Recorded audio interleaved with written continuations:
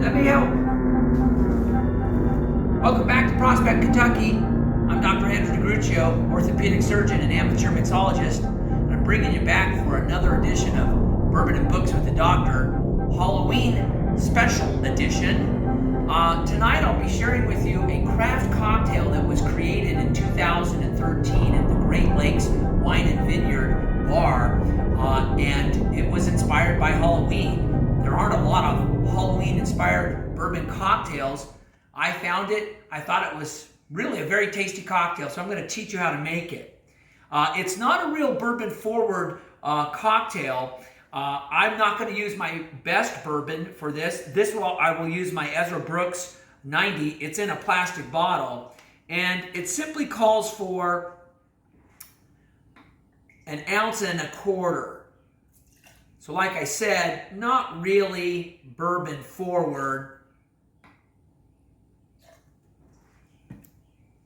And then the next major ingredient is a liqueur that I really enjoy mixing with, St. Germain's elderflower liqueur, and it asks for 3/4 ounce. And for a cocktail, that's a pretty elderflower liqueur forward cocktail. That's what you're going to get most of the flavors from.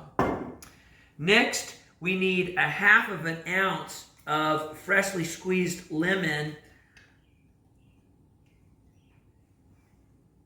And I will use my citrus squeezer to do that for us. Don't want to overpower it, just 1/2 ounce for that. Now, since there's citrus in this, I do recommend a shake. So we're going to pour that into our ice shaker and give it a good shake.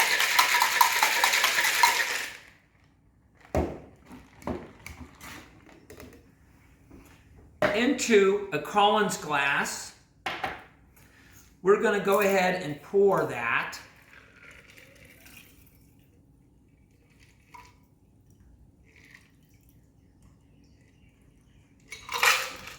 And then we need to do at least equal parts with ginger beer, 3 ounces to 5 ounces. Now, the real magic from this cocktail, the Halloween inspiration, is that you have to top it with 8 ounces or 8 dashes of angostura bitters. That's a lot of bitters for a cocktail. You just float the bitters on the top for effect.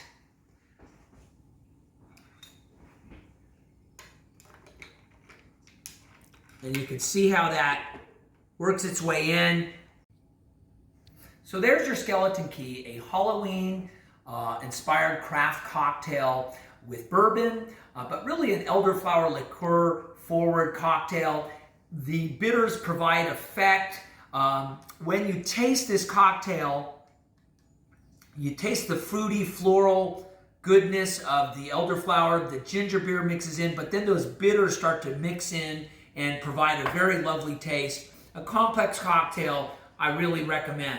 Now let's move on to our books. I'm going to recommend the 2 books by Gilbert King.